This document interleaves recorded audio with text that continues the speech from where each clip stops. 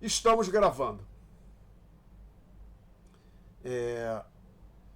Então, o que eu disse que eu tinha trazido para a aula passada?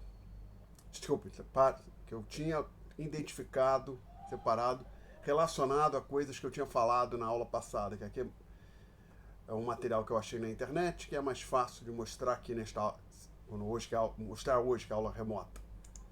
Primeiro, até no próprio, eu tinha falado do Selic, que normalmente a gente ouve falar taxa Selic. Mas o que é essa taxa Selic? Depois a gente vai chegar a falar dela. Mas a taxa Selic é uma taxa que vem de um sistema onde os títulos públicos são transacionados, que é o Sistema Especial de Liquidação e Custódia. Eu tinha até falado na aula passada, rapidamente, como, se não falha a memória, foi algo bem parecido com isso que eu falei, exatamente isso. Eu não sei se vocês estão conseguindo ver bem, aumentei. Isso é da página do Banco Central do Brasil, tá? Então, o Selic é o sistema em que se efetua a custódia e se registram as transações com a maioria dos títulos públicos emitidos pelo Tesouro Nacional. A custódia, só para não ter dúvida, hoje isso é menos relevante. Mas tem um ativo que isso ainda, pelo menos aqui onde isso é importante, ouro. Normalmente, eu vou comprar ouro. Normalmente você não leva a barra de ouro para casa.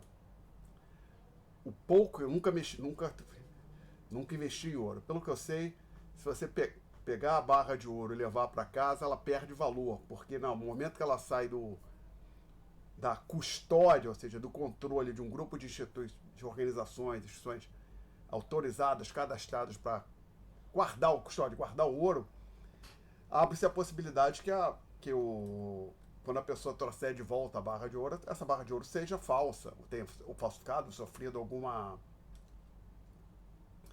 adulteração. Tem pequenas coisas que às vezes as pessoas podem fazer, por exemplo, lixa um pouquinho a barra de ouro para pegar um pozinho. Você lixar muita barra de ouro, pegar um pouquinho de nada de cada um, você acaba juntando uma quantidade considerável. Então, por exemplo, o ouro até onde eu sei hoje existe custódia.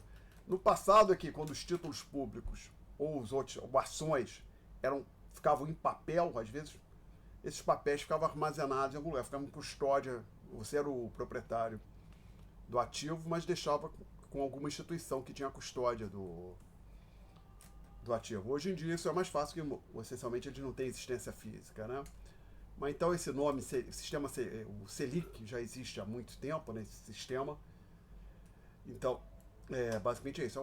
Hoje é um grande sistema de informática que registra as transações com os títulos públicos, diz quem é o proprietário do título público, está lá registrado quando o título vence, e assim vai, todas essas informações. Tá? Então, essa é a primeira coisa que eu trouxe relacionado às aulas, relacionado ao comentário da aula anterior. Alguém sobre alguma coisa que foi falada na aula anterior. Antes de eu mover para o próximo passo, alguém quer Celina ou Gabriel? Algum de vocês quer fazer uma pergunta? Se não há nada, eu vou em frente. Aí, a outra coisa que eu cavuquei, que eu vou abrir aqui, peraí, esse aqui eu posso fechar. Isso aqui, desculpe, tem um excesso de folders abertos aqui, desculpe. O ensino dos senhores é aqui. Notas, perdão. Nós estamos no tópico 6, né? Não, 5. Esse aqui, eu já quero deixar isso aqui aberto com 200% no zoom. Agora abrir dois outros aqui. Esse e esse outro. Vamos voltar um pouquinho.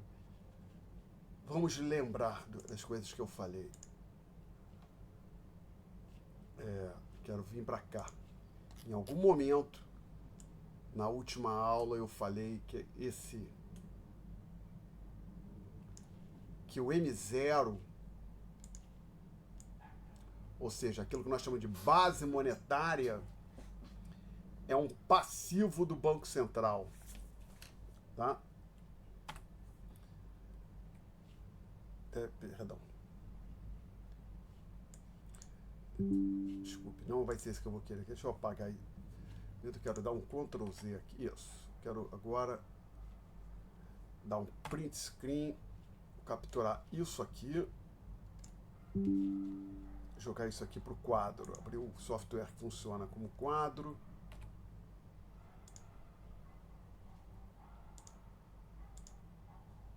Então vamos deixar. Ah, não, não é para rodar, é para arrastar.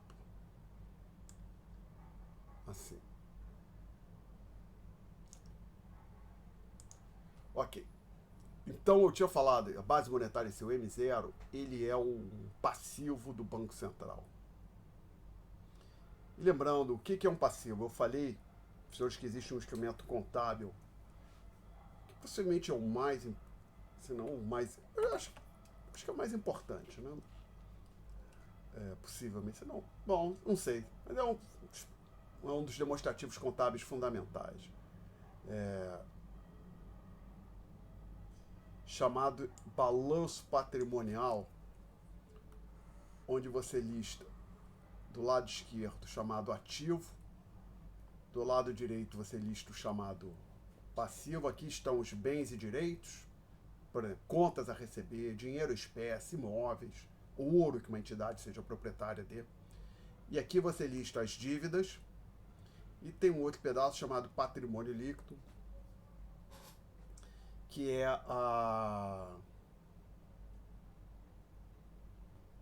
o patrimônio líquido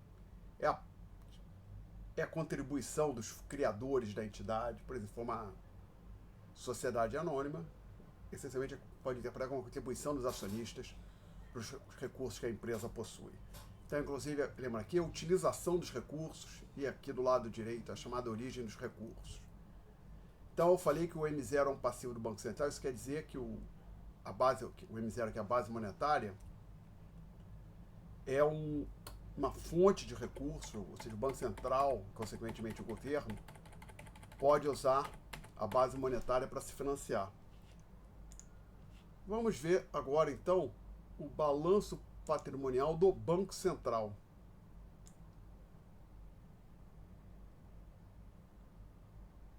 Do Brasil. Está aqui nesse PDF que eu estou correndo aqui.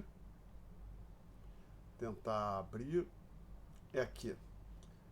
Só vou diminuir aqui um pouco, rapidamente, só para. Deixa eu ver. Não, aqui não é ainda, não é. É esse aqui.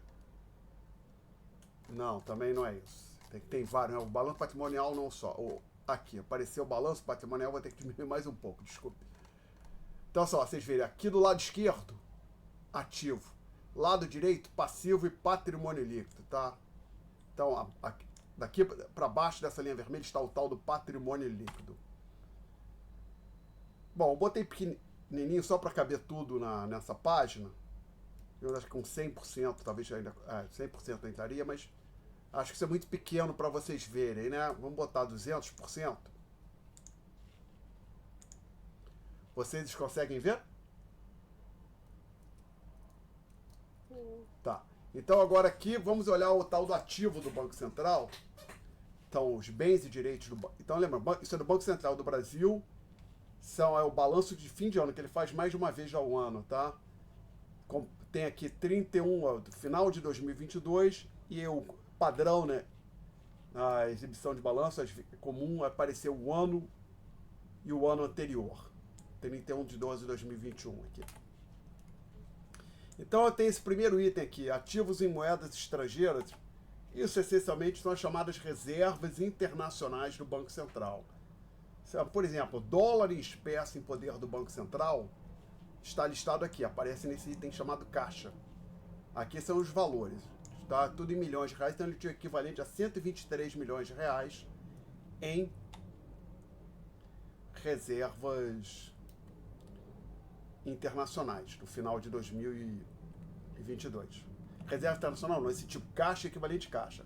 Caixa em espécie, equivalente caixa, alguma coisa que não é exatamente espécie, mas que pode ser rapidamente convertido em espécie. Para ter mais detalhes, existe o... Boa noite, Isadora. As chamadas notas explicativas, onde eles detalham o que tem em cada item. Então, ver aqui, notas. Então, na nota 3 ele detalha. Mas, então, essencialmente, o que a gente tem aqui são as chamadas reservas internacionais do Banco Central, inclusive, parece que ouro. O Banco Central tem ouro também. Perguntas até aqui? Aí o próximo item é ativos em moeda doméstica, ativos em reais. Operações a contratar, papapá. E tem aqui, por exemplo, bens imóveis. Os imóveis de propriedade do Banco Central são listados aqui. E tem outros itens. Tá? Um item muito importante são esses aqui também. Veja bem, muitas vezes, título, que uma coisa é o Tesouro Nacional, outra coisa é o Banco Central. Muitas vezes, títulos do Tesouro, olha, muitas vezes não, falar, muitas vezes, parece que muitas vezes, então tem vezes que isso não acontece, não, se for olhar em termos de tempo, sempre tem. O Banco Central sempre tem títulos do Tesouro. O que isso quer dizer? Vamos lembrar, um título do Tesouro é uma dívida, é um documento de dívida do Tesouro Nacional. Parte dessa dívida é de propriedade do Banco Central. Quer dizer o seguinte, o Tesouro é devedor do Banco Central. Aparece aqui, ó. Tá? É um pedaço considerável. 2 milhões. De um ativo total de quanto? 4 milhões. Então, se for olhar, ó, aqui embaixo, 4 milhões, aqui um pouco mais de 2 milhões. Aproximadamente 50% do ativo do Banco Central do Brasil é composto por títulos do Tesouro, tá? Do Tesouro Nacional. Perguntas?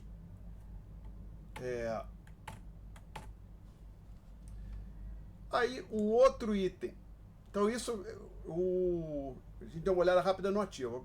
Agora, a discussão aqui começou porque eu disse, eu quero mostrar que a base monetária é um passivo do Banco Central. É isso que nós vamos olhar agora, vamos passar para o passivo. Antes da gente passar para a coluna da direita, alguém quer fazer uma pergunta? Não? Então nós vamos em frente. Vamos passar aqui para o passivo do Banco Central.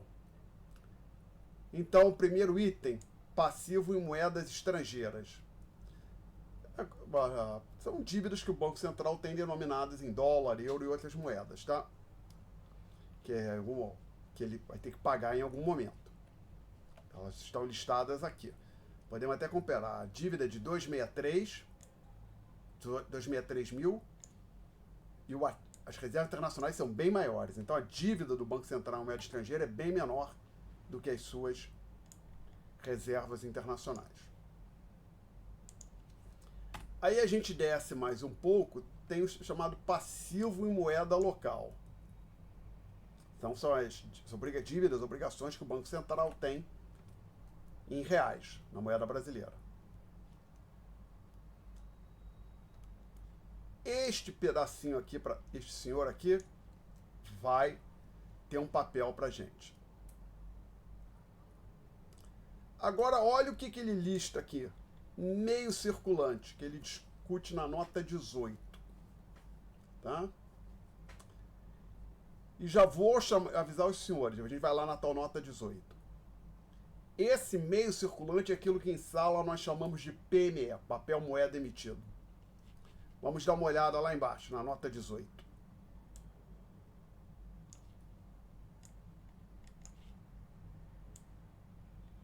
Lá embaixo, quer dizer, tem um PDF aqui com várias partes que vem mais à frente aqui, tá? Nota 29. É um pouco antes. Não, isso aqui acho que. Não, só as notas não. As notas estão mais para. Ele é seção 27, eu acho.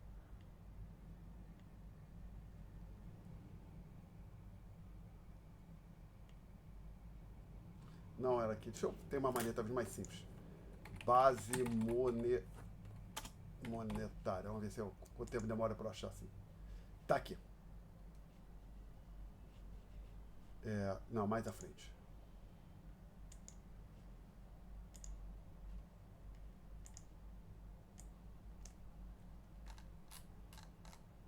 Tá aqui esse item, 18, meio circulante. Tá aqui, a nota 18 que eu tinha falado. O meio circulante representa o saldo de papel moeda e moedas metálicas em circulação, em poder do público e das instituições financeiras. Então, os senhores talvez lembrem que na aula passada eu falei, olha, o PME é igual ao PMPP mais as reservas em espécie. Talvez melhor colocar assim. Mas acho que eu coloquei assim. RB, reservas bancárias em espécie. Tá? Então, o papel moeda emitido, que eu tinha falado que era isso aqui, correspondia ao PMPP, papel moeda em poder do público, ou seja, cédulas e moedas na mão de instituições não bancárias, de pessoas físicas e organizações diferentes distintas de banco, e a chamada reservas bancárias espécies, são cédulas e moedas em poder do Banco do Brasil, do Bradesco, do Itaú e assim vai. E se a gente voltar aqui para o meio circulante, é exatamente isso. Poder do público e das instituições financeiras, tá? Registrado pelo valor de emissão, isso quer dizer pelo valor. R$1, uma nota de moedinha de R$1, que acho que não tem mais nota de R$1, né? A moedinha de R$1 é contabilizada como R$1. Uma nota de R$100 é contabilizada como R$100, evidentemente, tá? E se a gente olhar aqui um pouquinho mais para baixo,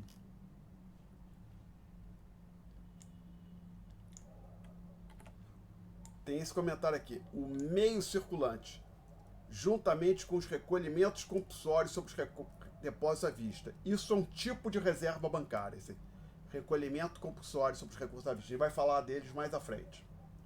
São as reservas obrigatórias. Os depósitos voluntários, ou seja, as reservas, os depósitos que os bancos mantêm por iniciativa própria junto ao Banco Central.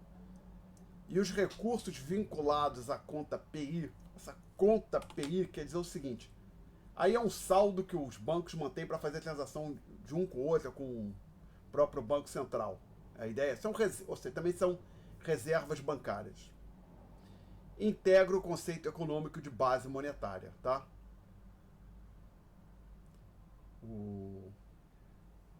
Então, um pequeno comentário aqui.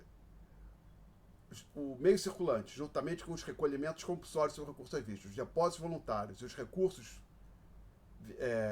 vinculados à conta PI, nota 16.3. Vamos tentar achar essa nota 16.3 aqui.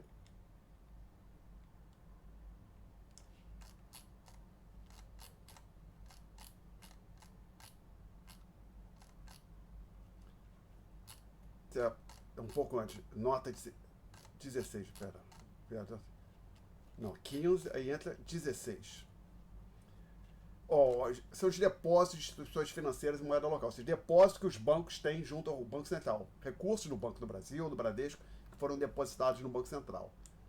Os chamados recolhimentos compulsórios, nós vamos falar deles mais à frente.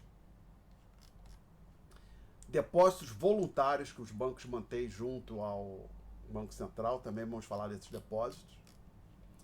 E os tais recursos vinculados à conta PI. Que é, veja como diz aqui, perdão. Aqui, ó, se a gente for olhar com cuidado, representa os recursos disponíveis dos participantes de forma a permitir transferência de fundos entre seus participantes. Então a ideia é assim, suponha que o Bradesco compra dólar que estava do Santander. O pagamento pode ser efetuado a partir do saldo dessa conta PI. Tá? Perguntas.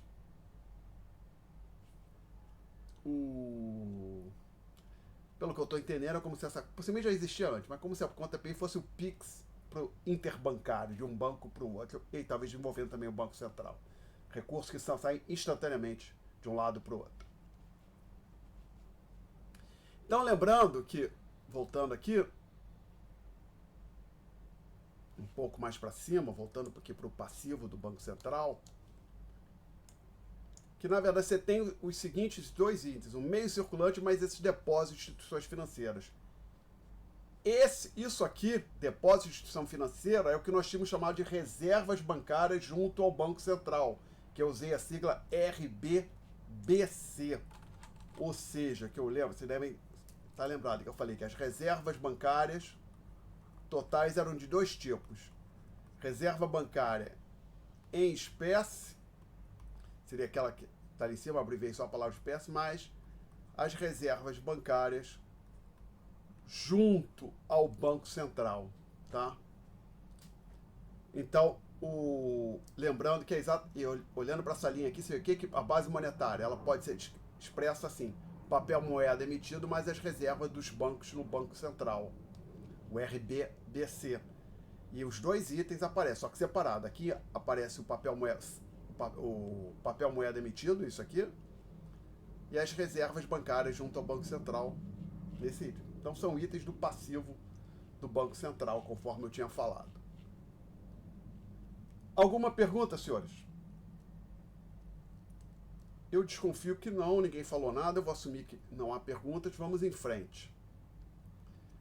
Não, mas tem mais uma coisa também que eu recuperei da aula passada, que eu achei na internet relacionada à aula passada. Vamos continuar avançando aqui nas notas de aula, elas estão aqui. Aí, em algum momento, na aula passada, eu falei do M1, falei de outros conceitos, mas estou mais preocupado com esse aqui agora, o M1. Eu vou só fazer o seguinte, eu vou apagar tudo aqui. Não, acho que nem precisava, talvez podemos deixar. Só quero apagar, talvez, apagar esse azul aqui.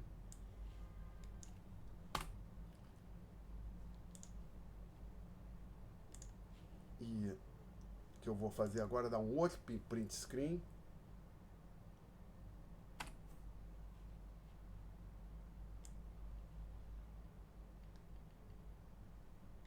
E levar isto aqui para o quadro. Editar, colar. Então, na aula passada eu também tinha falado desse conceito de M1, que é maior, em valor vai ser maior que a base monetária, podendo até ser igual, mas isso nunca acontece. E eu falei, o M1 é o PMPP mais os depósitos à vista. Lembrando que a base monetária é PMPP mais reservas bancárias. O que acontece é que essas reservas que aparecem na base monetária, numericamente, elas são menores que o saldo, que esse depósito à vista. E eu disse que o M1 é um passivo do agregado Banco Central mais bancos comerciais. O que eu quero dizer esse agregado? É como se existisse uma entidade fictícia onde a gente juntou, fez um conglomerado só para fins da nossa discussão, que lá dentro estão o Banco Central do Brasil e os chamados bancos comerciais.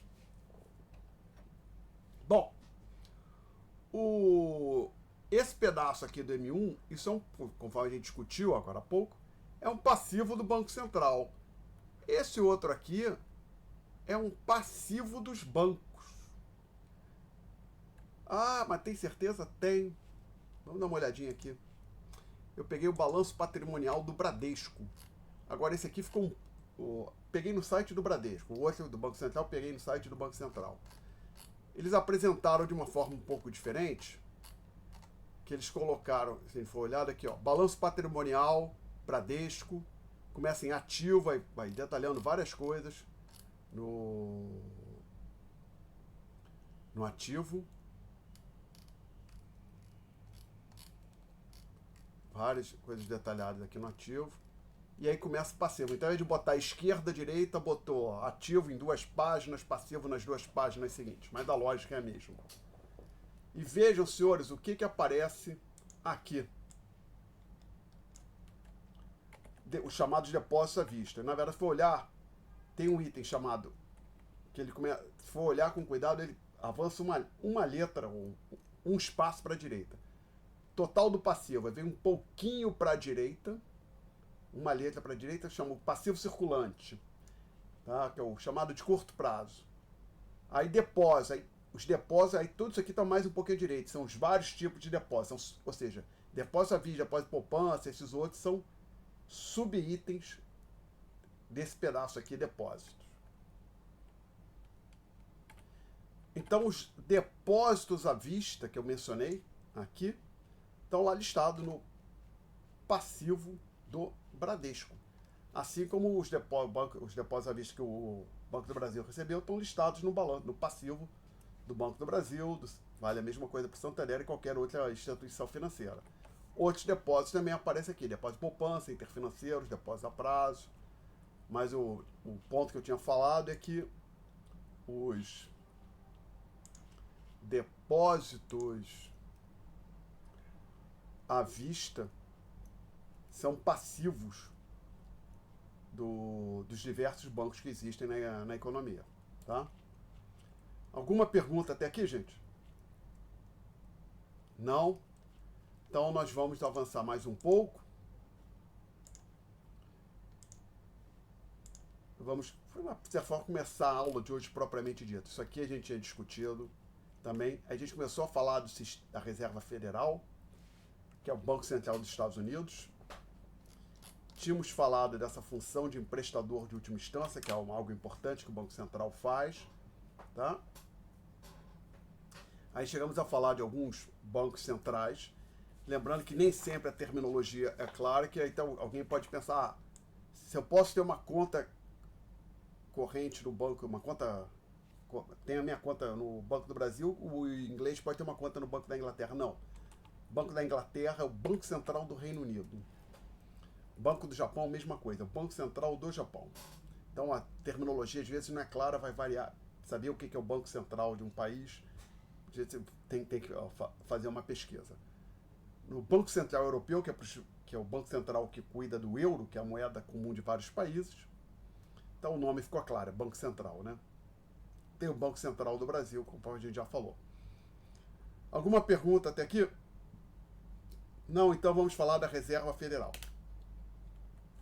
Ele foi criado em 1913, após uma séria crise bancária que ocorreu em 1907. Isso, inclusive, está relacionado a esse ponto aqui, da Reserva Federal atuar como emprestadora de última instância para os bancos. A ideia, como eu falei, é que, tendo em vista a natureza da atividade bancária, se todo mundo for sacar o seu dinheiro de uma vez só, os bancos não conseguem fazer frente a isso. Podemos até aproveitar aqui o que a gente tem, o balanço do Bradesco, e tentar dar uma olhada. Vamos ver o que a gente descobre lá. Vale a pena fazer essa experiência? O que vocês acham? Olhar, ver o quanto de dinheiro em espécie o Bradesco tem? O que vocês acham? Vale a pena? Vamos lá, vamos ver o que acontece. A gente volta aqui. De quando era isso aqui? Perdão. Era basicamente a apuração que ele... até diz o seguinte, do jeito que está feito aqui, gente, apuração de segundo semestre de 2022. Então, esse era o saldo em 1º de julho de 2022, esse é o saldo no final do ano de 2022. Então, vamos pegar então a segunda coluna sempre, tá? Que é o saldo final. Vamos ver uma coisa aqui. Vamos lá. Lá no alto do ativo ele deve ter dinheiro em espécie. Disponibilidade. E detalhe, hein? Aqui tá tudo em reais, pelo que eu estou entendendo. Que lembra, do Banco Central estava em milhões de reais, né? Aqui está em reais, que botou 0,15. Então, 709, 677, 1.413 bilhões. 13 bilhões em disponibilidade. Eu gostaria de saber o que está em espécie. Tá? Vamos lá, 13 bilhões. Vamos ver agora, vamos lá embaixo ver os depósitos.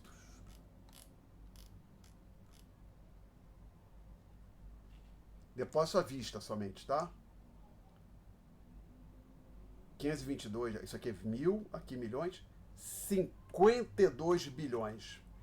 Então, o que a gente está vendo? Que no final de 2022, os depósitos à vista junto ao Bradesco era da ordem de 52 bilhões de reais. As disponibilidades imediatas do Bradesco eram da ordem de 13 bilhões de reais. E lembra, depósito à vista é aquele que a pessoa vai lá, movimenta com cheque, saca, faz um TED na hora, tá? É disponibilidade imediata mesmo. Então, se todo mundo, só o depósito à vista, se todo mundo tem dinheiro depositado, não chamar depósito à vista, quiser receber do Bradesco, ele não tem dinheiro para pagar todo mundo de uma vez. Isso é assim com todos os bancos. Então, os bancos, como eu falei, só funcionam porque nem todo mundo corre simultaneamente para o banco para sacar o seu dinheiro de uma vez só. Tá? Perguntas até aqui? Não? Então,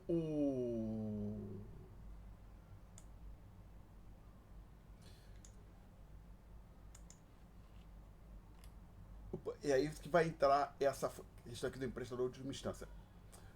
Porque a chamada. Se já foram mais comuns no passado, as chamadas corridas bancárias. Eu cheguei a falar, corrida bancária, por exemplo, vai ser uma coisa localizada, afeta só uma instituição.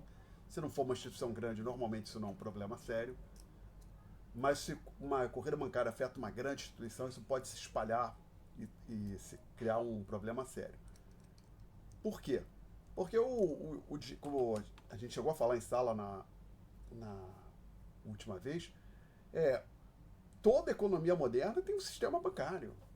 É, talvez se você for a algum lugar assim como Coreia do Norte, tem a mínima ideia como é que aquilo funciona. Tem uma ideia vaga, acho que não faz sentido a gente ficar discutindo aqui. Mas claramente o sistema bancário lá não é como se encontra no Brasil, nos Estados Unidos, em Portugal, na Espanha, né? Agora, assim, todas as economias modernas têm um sistema bancário. E você está lá, as pessoas voluntariamente estão colocando dinheiro lá, usando os serviços prestados pelos bancos, alguma coisa eles fazem. Então, assim, deixar uma coisa, primeira coisa. Não tem por que alguém assumir que você pode, imagina se isso fosse possível. Algum sujeito super poderoso chegar numa economia, por exemplo, a economia brasileira, ou numa outra, numa economia como a Uruguaia, ou uma economia como chegar na Espanha. Vou fechar todos os bancos. Não tem mais banco aqui, por exemplo. Não que seja feito na Espanha. Não tem mais banco na Espanha. Meus caros, a vida não vai ser a mesma. Na verdade, vai ser muito pior. Ah, não, que depois as pessoas se acostumam. Não, bom, você acostumar. Assim, o ser humano já viveu sem geladeira, sem forno no micro-ondas. Dá para viver. Só que a vida é pior. Então, assim, os bancos prestam vários serviços para os depositantes e para quem pega dinheiro emprestado. Pode ser quem é o cliente do banco? É só quem deposita dinheiro lá? Não, só quem deposita dinheiro não. As pessoas que pegam dinheiro emprestado também, que, como a gente já chegaram a falar, quando a gente discutiu aquele modelo para o mercado de fundo disponível, que os bancos ajudam a fazer o encontro entre os poupadores, ou seja, gente que tem excesso de recursos, e o outro lado, as pessoas que querem pegar recursos emprestados. Então, toda a economia moderna, todas as economias contemporâneas, como nos Estados Unidos, no Canadá, na França, no Brasil, elas funcionam do jeito que funcionam porque existe o sistema bancário. Então, feito isso, vamos pensar o seguinte: suponha que acontece alguma coisa, vai dizer um sujeito todo poderoso vai lá e fecha, tira o banco o sistema bancário de um país. Imagine que aconteça uma crise, as pessoas ninguém mais quer tirar dinheiro do banco. É um caos. Pode pensar o seguinte: plano Collor. Porque na verdade não foi que as pessoas correram para tirar o dinheiro do banco. O governo bloqueou os ativos financeiros. Isso teve um impacto sobre a economia brasileira muito grande. O PIB brasileiro naquele ano caiu mais de 4%, caiu, na verdade, mais de 5%, se não me falha a memória. Foi, num único ano, a maior queda do PIB brasileiro. Tinha sido, pelo menos, até a pandemia. Agora, o último número que eu olhei, parece que o IBGE vai recalcula ao longo do tempo por ação do PIB, não a de 10, mas digamos, o PIB de 2022, ele recalcula em 23 e 24, por exemplo.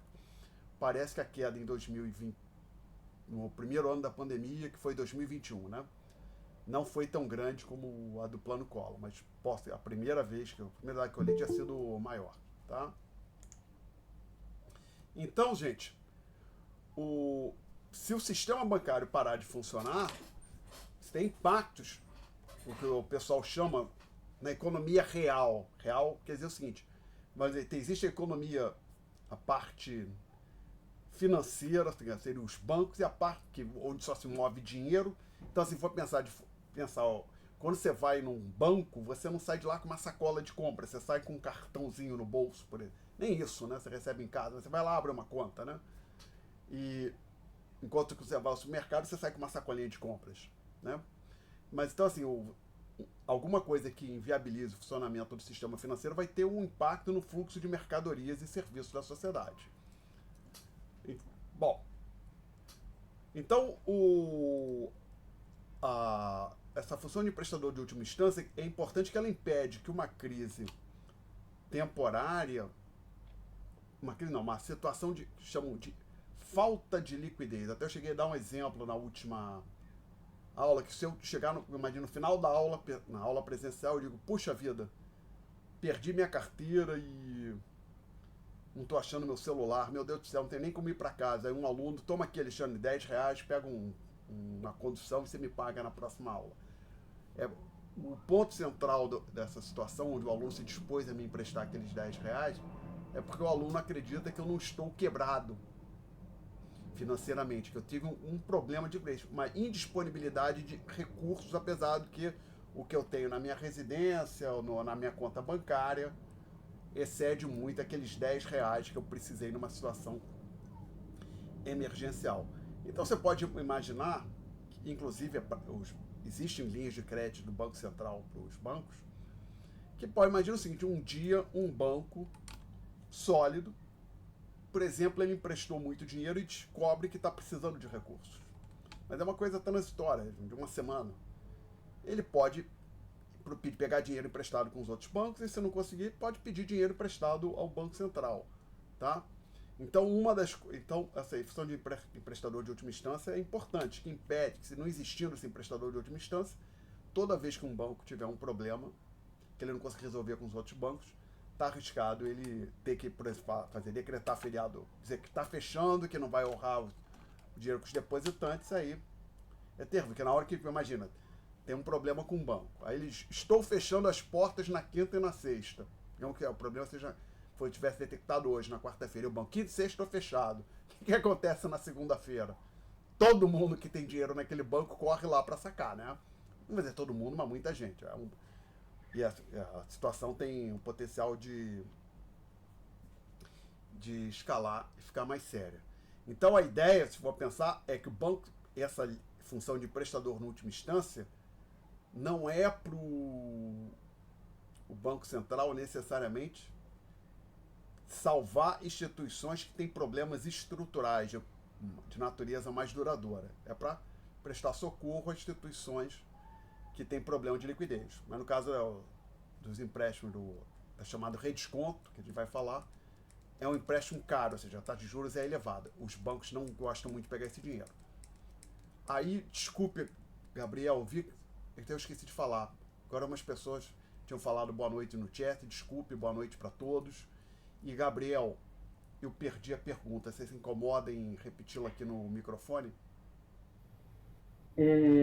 Luísa, é que você tinha falado da questão lá dos depósitos de débito, aí eu queria saber sobre os depósitos de crédito. Você pede... Eles... Oi? Não, pode falar. Que você tinha mostrado, tipo, na folha do Bradesco, os Do depósitos de Bradesco. débito. Né? Tá, vamos lá. Reabrir aqui. Aqui é no passivo, então são as obrigações do... É dinheiro que o Bradesco recebeu dos depositantes. Então, para não ter dúvida. Isso aqui, essa linha 52 bilhões de reais, né? Deixa eu ver se são bilhões. Que é 1.000 Aqui milhões, então são 52 bilhões de reais aproximadamente, tá? São depósitos que as pessoas e as empresas fizeram no Bradesco, tá? Então, se eu tivesse conta no Bradesco e tivesse depois na minha conta corrente lá R$ 1.000, meus R$ 1.000 estariam aqui dentro, incluídos nesse total de 52 bilhões, ok? No passivo. Agora, o que eu falei aqui no ativo, desculpa, era nessa seção aqui que você estava falando? Era. Tá. Lá em cima, no ativo, você olha as disponibilidades, basicamente, disponibilidade imediata do Bradesco. 13 bilhões. Tá? Então, E continua. os depósitos de crédito, eles entram no, De... no outro. Tá, No só caso, um no comentário outro falar. Aqui, observe que além disso, ele tem aplicações voluntárias, reservas voluntárias no Banco Central de 8 bilhões, tá? Então você soma 13, assim, 13 mais 8, 21. Ainda assim não cobre aqueles 52 bilhões que a gente localizou lá no passivo. Agora, depósito de crédito, eu acho que essa expressão não tem. Tem depósito a prazo. Ou de poupança, também que apareceu aqui no passivo, olha só. A gente tem um chamado depósito à vista, que observa que tem um item depósito, então esses que estão vindo aqui para baixo estão um pouquinho mais à direita, se você olhar com bastante cuidado. Uma letra para a direita, tá? Um espaço para a direita. São depósitos à vista. Depósito à vista é aquele que não rende juros. Que na época que o pessoal usava cheque, podia ser movimentado com cheque. Depósito de poupança é de caderneta de poupança. Aí tem um outro, depósitos interfinanceiros, que às vezes um banco pode depositar dinheiro no Bradesco. Então, ele tem depósitos interfinanceiros, receberam quase 3 bilhões de reais, 2 bilhões e 978 milhões. Aí tem o chamado depósito a prazo, que são depósitos que as pessoas e as empresas podem fazer no Bradesco, que é o contrário do depósito à vista. Esses aqui pagam juros, mas por outro lado, eles não podem ser sacados a qualquer momento. Aí depende do acordo que foi, da transação que foi feita com o banco. Houve uma época, isso há mais de 30 anos, que os CDBs, o chamado depósito a prazo, eram por período fixo e se você quisesse resgatar antes, você teria que negociar com o banco. Hoje parece que tem depósito a prazo que você pode sacar no dia, todo dia. Aí já tem tempo que eu não faço, eu não sei dizer, tá? Aí tem aqui outros depósitos também, tá? Eu respondi. Tá, mas. Tá, agora se você for juntar todos os depósitos, dá quase 558 bilhões. Claramente não tem como o Bradesco. Se todo mundo quiser sacar tudo de uma vez, não tem como. Fica bem difícil. Tá legal? É algo bem difícil. Então, a natureza do sistema bancário no mundo inteiro é assim. Ele funciona do jeito que a gente. Do jeito que a gente conhece, porque nem todo o dinheiro que entra no banco, o banco senta em cima. Se for pensar, é justamente essa a função do banco. O depositante vai lá, coloca o dinheiro, vai, excesso de depósito, vai ganhar um juro, e o banco, para remunerar o depositante, ele tem que pegar aquele dinheiro, emprestar e receber um juro também, ok? Tá claro, Gabriel? Tá claro sim, tá. Obrigado. Bom, então voltando aqui para as notas de aula. Então, como a gente estava falando do Fed, em 1907 houve uma crise bancária muito forte que afetou a economia americana. E também como resposta a essa crise, em 1913 foi criado o sistema da Reserva Federal. Como é que falar um pouco sobre o funcionamento dele? O presidente dos Estados Unidos indica o presidente do Fed para um mandato de 4 anos. Importante, os 2 mandatos não se iniciam na mesma data. Ou seja, cada presidente dos Estados Unidos precisará conviver pelo menos alguns anos com o presidente do Fed nomeado pelo seu antecessor. Então é isso, o presidente dos Estados Unidos entra lá na Casa Branca, tem alguém que está lá na presidência do Fed que foi indicado no mandato anterior. Então, quando o Obama chegou lá, tinha um presidente do Fed que tinha sido indicado pelo Bush filho. Quando o Trump chegou, tinha alguém no Fed que tinha sido indicado pelo Obama. Tá?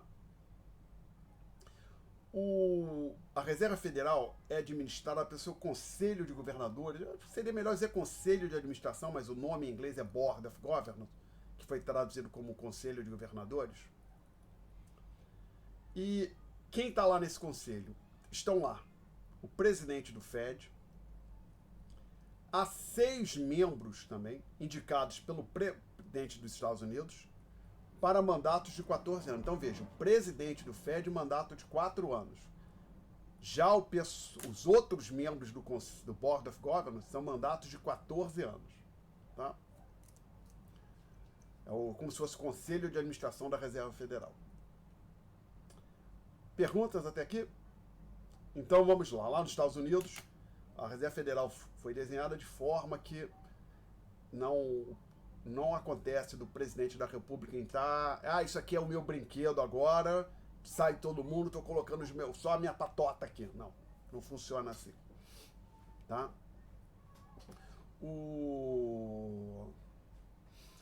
Não está dito aqui, eu tirei do livro, provavelmente tem que ser aprovado pelo Senado, lá no Senado americano.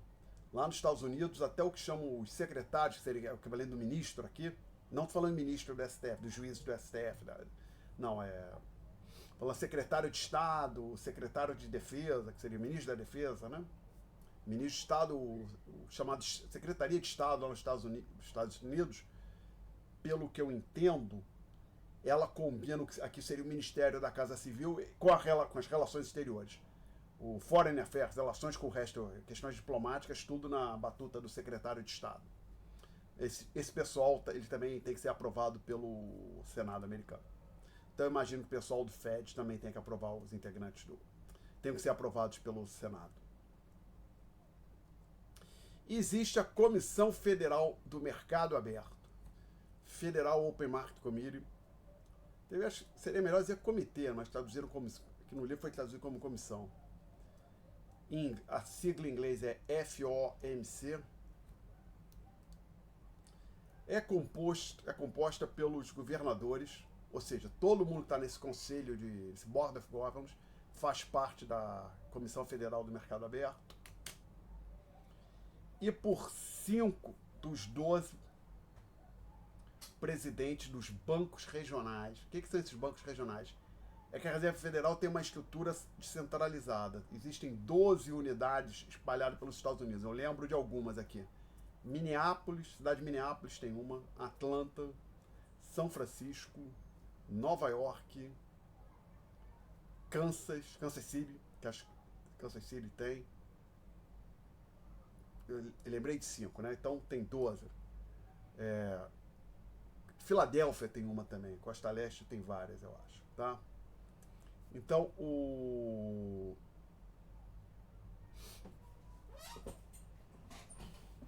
Então fazem parte dessa Comissão Federal do Mercado Aberto os membros do Board of Governors e 5 dos 12 presidentes dos bancos regionais.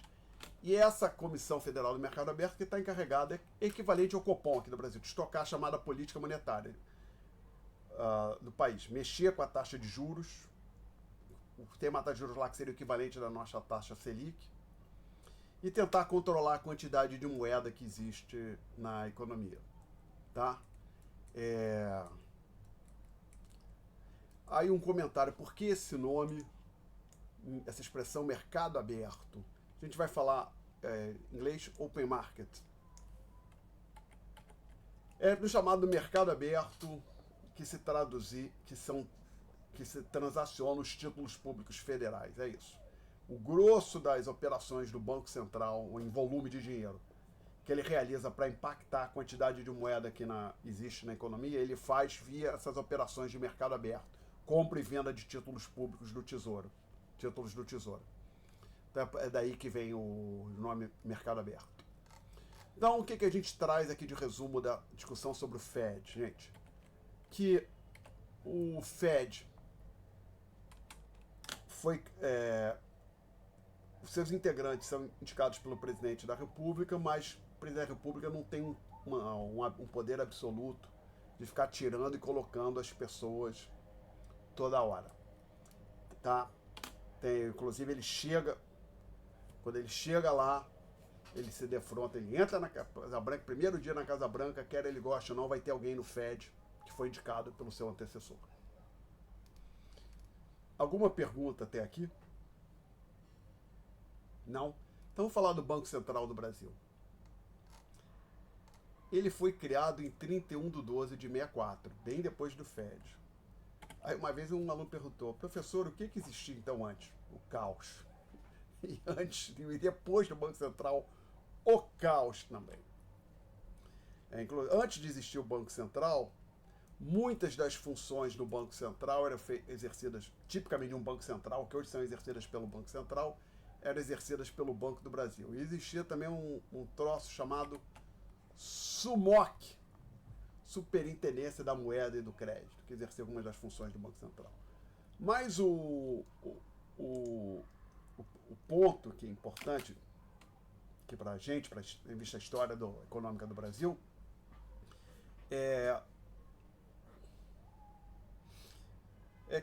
havia uma separação entre o Banco Central e o Tesouro. Por quê? Como eu falei há pouco, a quantidade de moeda, a base monetária, é uma fonte de financiamento para o Banco Central e, consequentemente, para o Tesouro. E se isso for usado loucamente, sai emitindo moeda, cria a base monetária, expande a base monetária, a gente vai ver com mais detalhes no próximo tópico, o resultado disso é a inflação. Tá? Então é importante que haja uma separação e regras básicas de controle entre as atividades do Banco Central para separar as contas do Banco Central e do Tesouro. Então, por exemplo, às vezes eu vejo gente, até gente bem intencionada, talvez,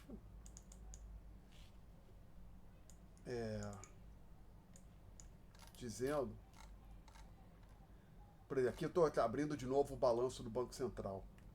Olha, vamos pegar as reservas internacionais do Banco Central e usar para financiar investimento aqui no Brasil, construção de rodovias. Talvez o senhor já tenha ouvido propostas desse tipo. Já ouviram?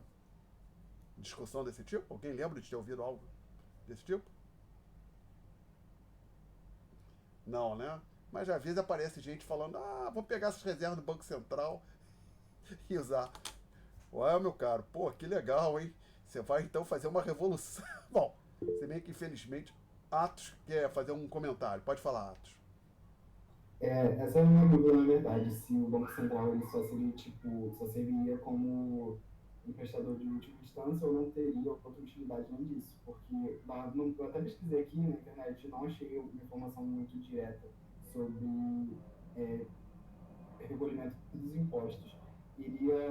Não iria para essa conta ou iria para outra conta do governo, de um banco comercial, como você falou na aula? Tá. Obrigado pela pergunta, Atos. Deixa eu só terminar o que eu estava falando e eu respondo. Pode ser? Pode ser, Atos? Obrigado. Então, assim, eu já vi economista falando, não, pegar as reservas do Banco Central, sabe? Meus caros, não pode. Então, só para entender. Existem regras, tá? Apesar de todo ser tudo instituição federal, tem legislação e definindo as atuações de cada instituição. Então, para dar um exemplo, mas aqui tu vai entender. Vamos transformar o FRJ em... O FRJ vai virar uma imensa escola primária. Não pode fazer isso, né? Não pode, assim, chegar alguém no governo federal tem a ideia de o FRJ, aqueles prédios lá no fundão, ali na Praia Vermelha, vai virar escola primária. Não, lamento, não pode. Esses prédios, esses recursos que a FRJ tem outra destinação. Apesar de ser propriedade do governo federal, tem uma destinação, tem um objetivo, né? Assim como você não pode chegar e dizer da noite pro dia que um certo hospital é ali um lugar, vai virar dormitório pro pessoal da Marinha do Exército. Não pode fazer assim. Não é assim que funciona. Então, assim, as reservas internacionais do Banco Central, mesma coisa. Elas pertencem à instituição Banco Central, devem ser utilizadas para atingir os objetivos definidos para o Banco Central do Brasil, tá? E certamente não pode ser utilizado para esse fim, porque inclusive por lei o Banco Central não pode financiar o Tesouro, apesar de que isso tem maneiras disso ser contornado, e certamente acontece. Mas essa aí seria óbvia demais. Mas, assim, infelizmente, o fato de ter uma lei impedindo não quer dizer que seja impossível acontecer, né? Pode acontecer. Mas então, o ponto estava tentando fazer o que existe, lembrando o que existia antes do Banco Central, aí era um caos. Ninguém sabia muito bem, por exemplo, criava-se dinheiro do nada, o Tesouro se financiava com emissão de dinheiro, por isso que o Brasil tinha uma história de inflação elevada que continuou mesmo depois da criação do Banco Central. Então, parte grande do Plano Real não foi só a reforma monetária, foram reformas institucionais, mexer na estrutura do Banco Central, do Banco do Brasil, do Tesouro Nacional, para criar condições que o Brasil pudesse ter uma moeda que não, o Brasil se livrar da inflação. Então, muita gente, quando a pessoa às vezes vê ou falar do Plano Real, no dia 1º de julho de 94 entrou em circulação real e a inflação acabou. Mas o Plano Real não foi só aquela reforma monetária, troca de moeda em 1º de julho de 94. Foram reformas que começaram 2, 3 anos antes e continuaram depois da reforma monetária propriamente dita. E aí tem a pergunta do Atos, acho que ele está perguntando sobre as atribuições do Banco Central. Em linhas gerais foi essa a pergunta, Atos, mas você falou alguma coisa de imposto, mas sua pergunta tinha a ver com as atribuições do Banco Central? Isso, para que ele de onde? Tá, então vamos lá. Tipicamente, os bancos centrais têm essas duas instituições aqui. Supervisionar o sistema bancário, chamada fiscalização bancária, e controlar a quantidade de moeda na economia. Tá? Veja que são duas atribuições separadas.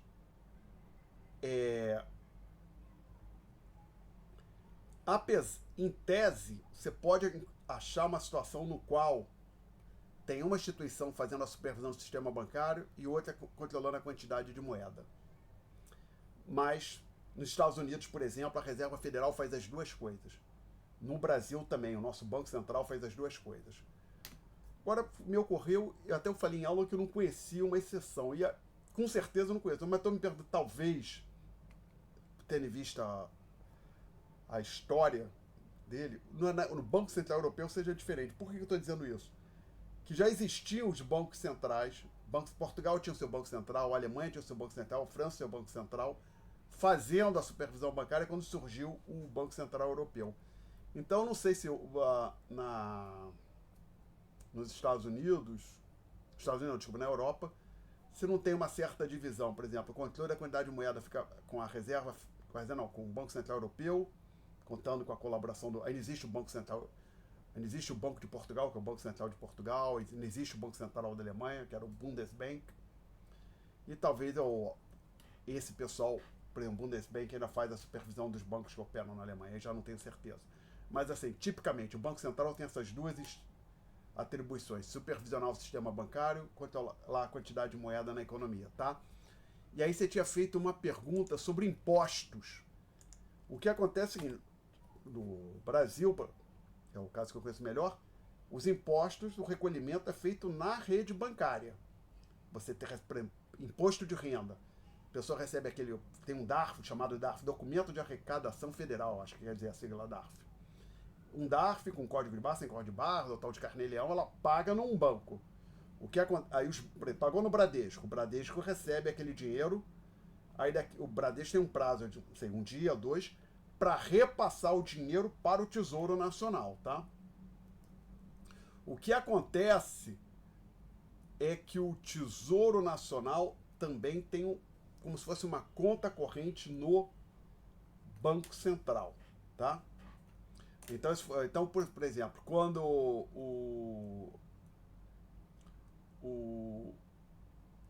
Tesouro vai pagar o salário dos servidores públicos federais, ele avisa o Banco do Brasil. Como é que ele paga tudo no Banco do Brasil? Paga na cara, aí cada um recebe num lugar. Vamos supor que todo servidor público federal receba no Banco do Brasil.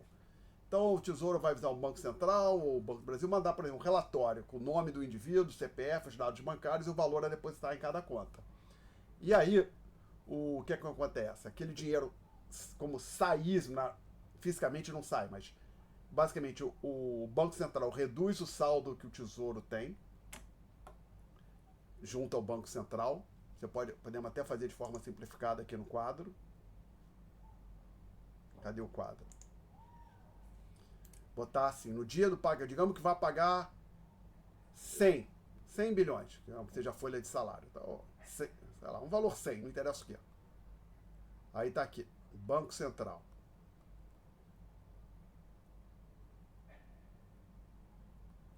Aí tem aqui PMPP, reservas bancárias e conta do Tesouro Nacional. O que acontece? O Banco Central subtrai 100 aqui da conta do Tesouro, que é a folha de salarial que o Tesouro tem que pagar, reduz o saldo da conta do Tesouro, passa aquilo que ele tirou do Tesouro para o Banco do Brasil, para as reservas do Banco do Brasil, tá legal? E aí o Banco do Brasil, que recebeu esses 100, sai efetuando o pagamento das pessoas, tá? Aí o que vai acontecer? No caso, o BB, ele tem no seu ativo, ele vai depósitos, vamos lá, reservas do BB junto ao Banco Central. Ele vai receber mais 100 e aí ele começa a distribuir para as outras contas, começa a tirar daqui e as pessoas vão começar a receber, tá? Ok? Ficou mais claro, Atos? Ficou assim, entendi, obrigado. Nada.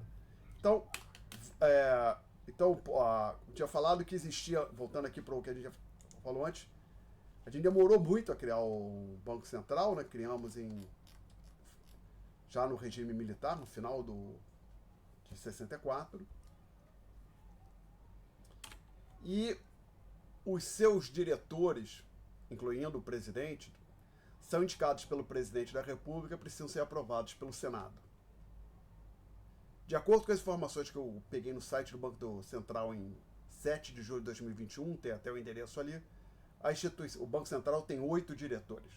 Tem 8 diretorias. O presidente e além embaixo dele 8 diretores. A partir de fevereiro de 2021, isso é recente. Então, foi a partir de fevereiro de 2021, o presidente do Banco Central passou a ter um mandato de 4 anos. Ele não tinha antes. Antigamente, até fevereiro de 2021, assim, o presidente da República assumia, ele podia trocar imediatamente o presidente do Banco Central. E a qualquer momento ao longo, enquanto ele estivesse no Planalto, tô de saco cheio desse cara lá no Banco Central, ele não quero mais, ele podia afastar. O ônus que tinha para o presidente da República é que sempre precisou da aprovação do Senado. Então, se o presidente da República quisesse se livrar, não quero mais esse presidente do Banco Central, vou trocar, ele precisaria, sabe? Estava ciente que para o próximo, que a próxima pessoa que ele indicasse precisaria ser aprovada pelo Senado, tá? Até onde eu sei, isso nunca foi problema muito sério aqui no Brasil. Infelizmente, a prática, pelo que eu vejo, minha opinião, lamento, se eu vai ofender alguém, o que o presidente da República manda para o Senado, normalmente o Senado bate palmas, tem um ou outro senador que faz oposição, seja para o Banco Central ou para ocupar, por exemplo, ministro juiz do STF, integrante do STF, isso normalmente é aprovado lá sem maiores percalços, tá? E agora o mandato, agora com a mudança que teve, que o presidente do Banco Central passou a ter um mandato de 4 anos, o mandato não é coincidente com o do presidente da República. Então agora o atual governo, a atual administração do presidente Lula, foi a primeira vez que um presidente entrou no Palácio do Planalto e não pôde trocar imediatamente o presidente do Banco Central. Teve que conviver com alguém indicado pelo anterior, tá? Então tem para quem quiser ver, tem detalhes de uma notícia lá no site do Banco Central. Então eu já falei, até fevereiro de 2021, o presidente podia destituir o presidente do Banco. O presidente da República poderia se livrar, demitir o presidente do Banco Central a qualquer momento, mas precisaria que o Senado aprovasse o substituto. Alguma pergunta até aqui?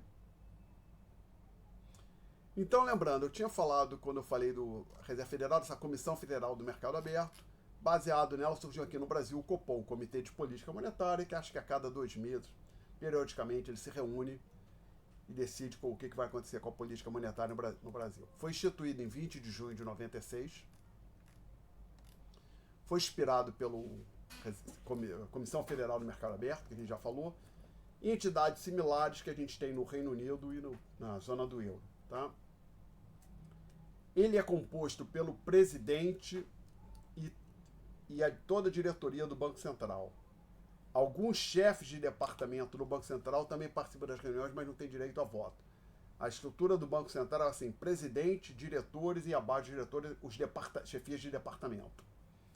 Agora, quem são os chefes de departamento que tem Banco Central, mas são grandes? Então, por exemplo, lá, eu cheguei a trabalhar lá por um tempo, 6 meses, então me lembro, tinha lá um departamento encarregado de compra de material, de licitação. Tinha também um departamento de RH, de pessoal. Eu imagino que o pessoal que encarregado de chefia do departamento que cuida da licitação, que é algo importante para o Banco Central, evidentemente, mas não é a atividade central, né, a atividade fim, imagino que eles não participem. Tinha um departamento muito grande, importante, chamado o DEMAB, Departamento de Mercado Aberto, e lembra, eu falei, essas operações de mercado aberto é o principal, se constituem na principal ferramenta para o Banco Central conduzir a chamada política monetária. Então, certamente, o chefe do DEMAB, Departamento de Mercado Aberto, vai participar. Tinha também um departamento de operações internacionais, encarregado de gerir as chamadas reservas internacionais do Banco Central. Eles participam também. Mas esses não têm direito a voto. Tá?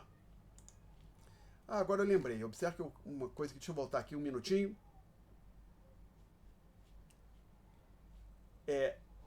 Só uma curiosidade, que o meu correio deu um clique aqui. Essa informação eu peguei em 2021.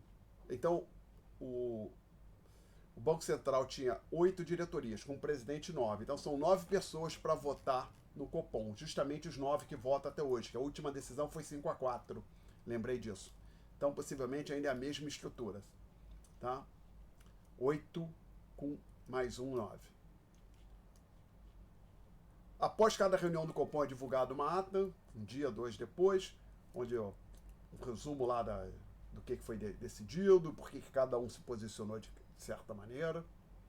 Agora foi bastante falar na imprensa, houve uma divergência, 5 votaram de um jeito, 4 de outro, sobre a redução da taxa de juros. 4 queriam que ela caísse um pouco mais, 5 acharam que era para cair, mas não tanto quanto os outros 4, então acabou que ela caiu um pouco menos. Tinha também uma na questão é que em uma outra reunião eles tinham sinalizado que ela ia cair, a taxa Selic ia cair 0,5. E chegou agora na reunião última, 5 pessoas, não vai cair 0,5, a gente quer cair só a metade, 0,25. E foi a posição majoritária. Tem então também aqui o site da onde eu consegui a informação. Não estava mais disponível no site do Banco Central, conseguiram recuperar nesse web arquivo, que é o tal de Wayback Machine. E desculpe, alguma pergunta até aqui? Não? Bom, a gente tem hoje no Brasil, não é algo só no Brasil, não foi criado aqui, o sistema de metas de inflação. Vários bancos centrais estão nesse sistema. O primeiro do mundo foi o da Nova Zelândia. O do Reino Unido está nesse sistema de meta de inflação. O Banco Central Europeu, Reserva Federal também está. Sistema de metas de inflação. E tem Da onde surgiu?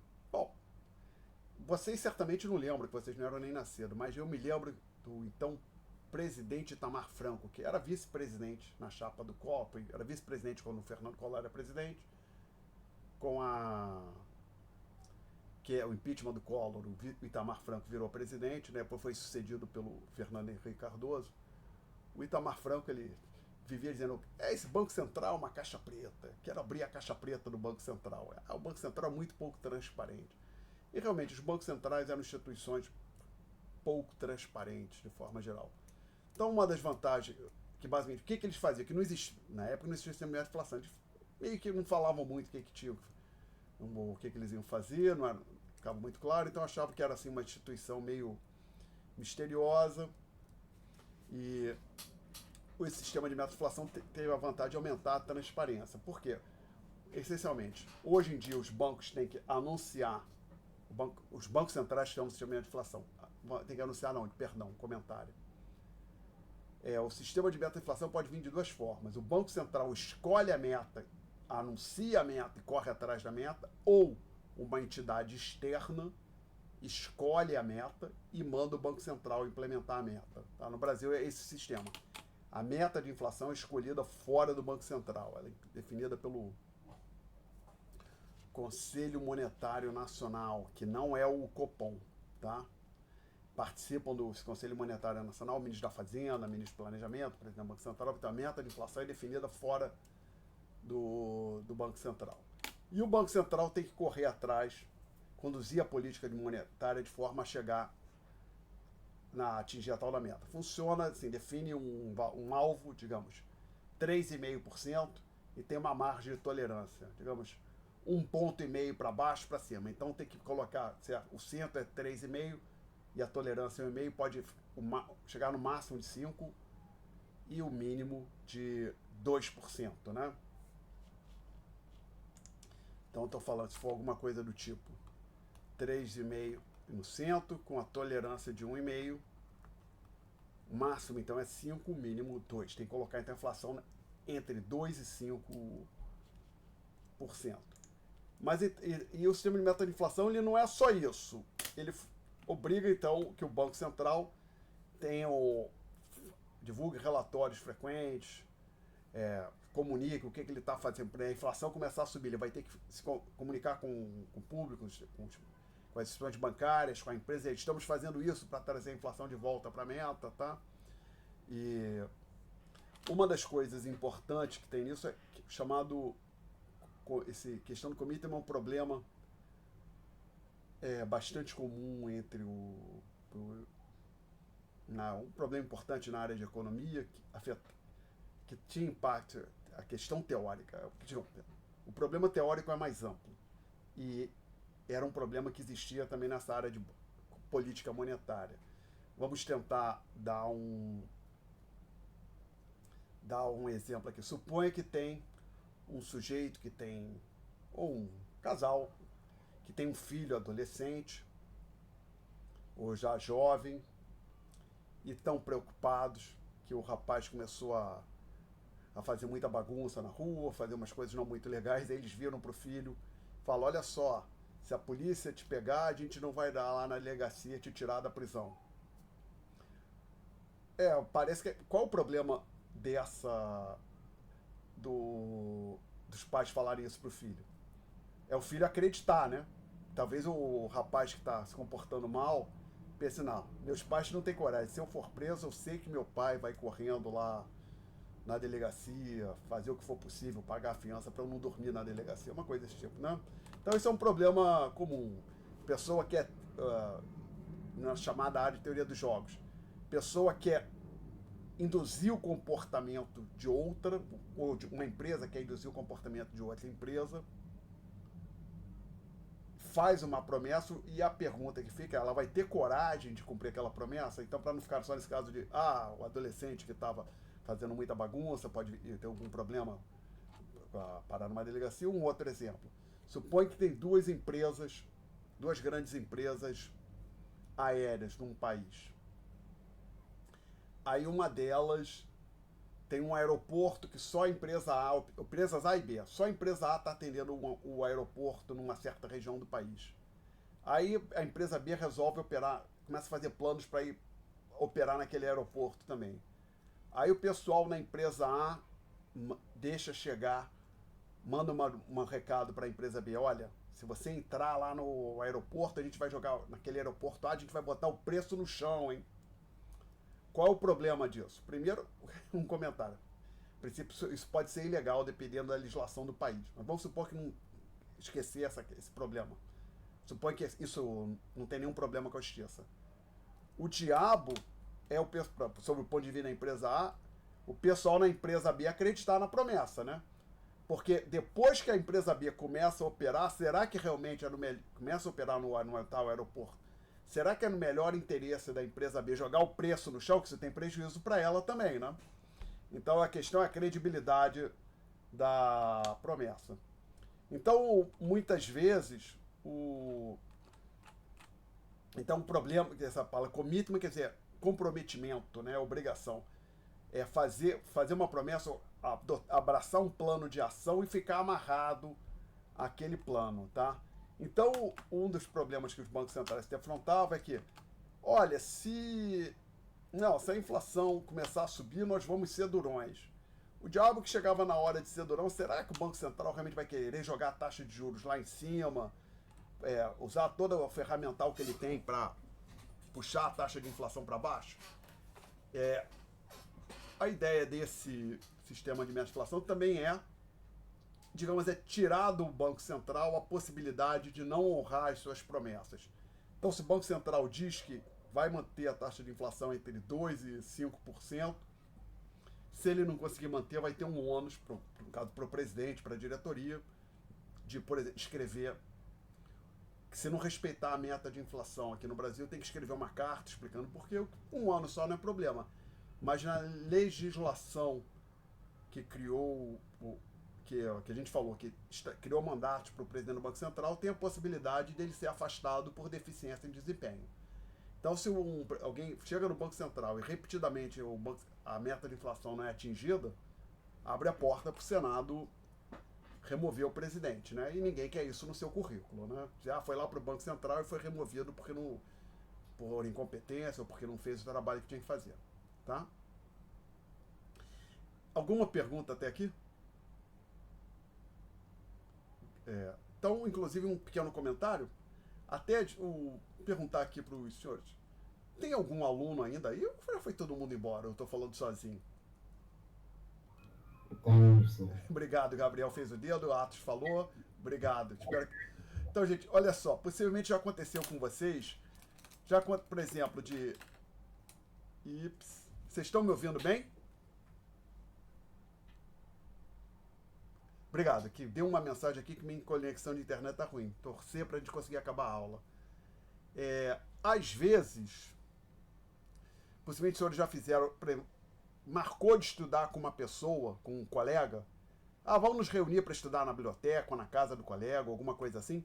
Apesar de as suas condições físicas serem melhores em casa do que na residência do colega ou na biblioteca, vocês já fizeram isso alguma vez? Gabriel já fez? Atos já fez? Gabriel parece que nunca fez. Atos nunca fez? Não, vou dizer qual é a vontade. Não, eu fiz isso. Na época eu estava terminando o meu... Estava trabalhando na minha doutorado. Às vezes eu saía de casa... Isadora disse que não. Eu tinha um computador desktop, um bom computador com uma mesa, um computador grande. Eu prefiro trabalhar no desktop do que no laptop. Atos. Você pode fechar o microfone? Está dando batendo de volta. Obrigado. Acho que melhorou. Eu preferia... E às vezes acontecia de eu sair de casa com o meu laptop embaixo do braço e ir para a biblioteca na universidade para ficar trabalhando lá. Aí alguém, mas por que você fazia isso? Você tinha um computador na sua residência, um computador melhor que o laptop, e você ia com o laptop embaixo do braço, saía de casa para ficar trabalhando na biblioteca? Por quê? Ora, cara, quando você está na biblioteca, você senta numa mesa pública, tem outras pessoas em volta, em silêncio, estudando. Não dá para ficar à toa, né? Você cria... Já que você está ali sentado na biblioteca, tem gente olhando, né? Você não vai ficar ali parado sem fazer nada, né? Então, assim, essa ideia de você marcar com alguém para estudar tem esse aspecto. Eu acho que outra coisa, talvez, é muito comum as pessoas marcarem para fazer exercício, né? Ginástica, alguma atividade. Vamos marcar para correr ou para ir para academia, esse tipo de coisa, né? Agora que eu lembro, não é só para estudo. Às vezes as pessoas assumem um compromisso. Que hora você vai chegar lá na academia? 7 da noite? Também vou estar lá. Então isso aí é parte de uma maneira das pessoas tentarem criar uma regra que as obrigue uma regra que as obrigue a cumprirem aquele compromisso que ela tem. Vou fazer ginástica. Pô, Você promete que vai fazer. Esse ano eu vou exercitar, vou ficar em forma. Mas aí chega na hora de fazer a ginástica, é meio chato, né? Então você arruma um amigo, um parceiro para fazer a ginástica, né? Então isso também está relacionado a essa questão de commitment, ou seja, criar uma regra, um mecanismo que te obriga a executar planos que você criou, né? Pergunta, gente. Ok. Então, um comentário sobre esse sistema de metas de inflação. Ele foi implementado aqui no Brasil em 1999, quando o Armínio Fraga Neto era presidente do Banco Central. Assim que ele virou presidente do Banco Central, ele começou a trabalhar para implementar o sistema de metas de inflação. Tem sido um sistema bem sucedido, no seguinte sentido. Nenhum país que adotou o sistema de metas de inflação desistiu. Tem outro caminho que às vezes alguns países fazem, fixar a taxa de câmbio. Diz, minha taxa de câmbio está fixa, R$5 por dólar. O que mais acontece é país que fixa a taxa de câmbio lá na frente e diz, não está mais fixa. Volta e meia, eles desistem de regime chamado regime de câmbio fixo. Inclusive tem uma história que vocês sabem. Possivelmente você ouviu falar, o sistema de Bretton Woods, que surgiu após a Segunda Guerra Mundial, onde o dólar estava preso ao ouro e as moedas dos demais países estavam amarradas ao dólar, das principais economias do mundo, né? Da Alemanha, da Inglaterra, do Japão. Em algum momento na década de 70, os Estados Unidos disse, olha, o dólar não está mais atrelado ao ouro, e com isso o chamado sistema de Bretton Woods entrou em colapso, deixou de existir. Tá? Então, nesse sentido, o sistema de meta de inflação tem sido mais bem sucedido, mas o sistema de meta de inflação é relativamente novo. Em 99, no caso do Brasil, 99 para cá, 25 anos, né? 26, por aí. No sistema de Bretton Woods, ele durou quase 30, faz pouco menos de 30 anos. Foi de 45, aí no mês foi 72, 73, mas acho que foi antes de 75, né? Tá quase tão longevo quanto o sistema de Bretton Woods, tá? Mas então, até hoje nenhum país saiu do sistema, que adotou o sistema de inflação chegou a sair. Ok? Perguntas? Ok. Então vamos lá. A gente vai entrar na seção os bancos e a oferta de moeda. Então lembrando, que o chamado M0, a base monetária, é um passivo do Banco Central. Então o Banco Central tem pleno controle sobre essa variável, a base monetária, o M0. Então, basicamente, se o Banco Central quiser, o M0 fica parado, não muda de patamar. Porém, os bancos comerciais são ofertantes do M1, porque lembra, o M1, acho que ainda tem aqui no quadro, é o PMPP mais depósito à vista. O Banco Central controla esse pedaço, aqui o PMPP, mas essa parte aqui, os depósitos à vista, essa parte é controlada, ou seja, é emitida pelos bancos comerciais, como o Banco do Brasil, o Bradesco e assim vai. Ora, então a gente vai estudar agora, nessa sessão, como que os bancos conseguem influenciar a oferta de moeda. Basicamente, a gente vai ver que o ponto importante, até se for lembrar aqui, eu tinha esses dados mais atrás, vamos só, a gente chegou a falar na aula passada aqui, falando dessa parte. O M0, como percentagem do PIB, foi da ordem de 4,3%. E o M1, 5,8% do PIB em 2017. Então, tomando a diferença de 5,8% para 4,3%, a gente tem 1,5%, ou seja, do PIB, que vamos dizer assim, criação de moeda adicional, liquidez adicional, gerada pelos bancos comerciais. Lembra, o M0, passivo do Banco Central, M1, passivo do Banco Central e dos bancos comerciais. Então, quando você coloca os bancos centrais, os bancos comerciais leva em consideração os bancos comerciais, você vê que eles criam uma moeda da ordem de 1,5% do PIB. Como é que eles fazem isso? Esse é um ponto importante. A gente vai discutir, dá tempo de discutir esse caso aqui, na aula de hoje, que não é o do mundo real. Esse sistema, mas A gente começa com esse caso mais simples, não é o do mundo real, mas a gente vai olhar para esse caso para entender o caso mais complicado, que é o do mundo real. Esse, então, que o livro menciona, o caso simples do sistema de 100% de reserva bancária, imagina, é a situação onde o banco, não é o que acontece no mundo real, o banco recebe o depósito, ele senta em cima do dinheiro depositado e não passa esse dinheiro para frente. Não, como a gente já discutiu, não é isso que os bancos fazem. Eles recebem os depósitos e eles passam esse dinheiro para frente, como? Sob a forma de empréstimos.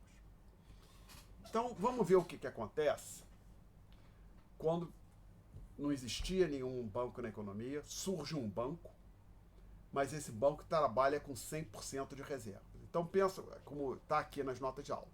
Supõe que não exista nenhum banco na economia e que, num primeiro momento, exista a oferta, a quantidade de moeda seja de 100, digamos, 100 milhões. Eu só vou falar simplesmente 100. Então, vou colocar isso mais detalhado aqui. Permita-me, vou dar um print screen, que eu quero fazer umas anotações, eu prefiro fazer no quadro. Vamos ver se eu consigo apagar tudo aqui. É mais fácil arquivo abrir um novo.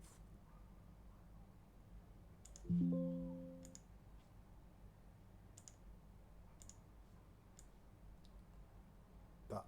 Então, caso simples de 100% de reservas bancárias.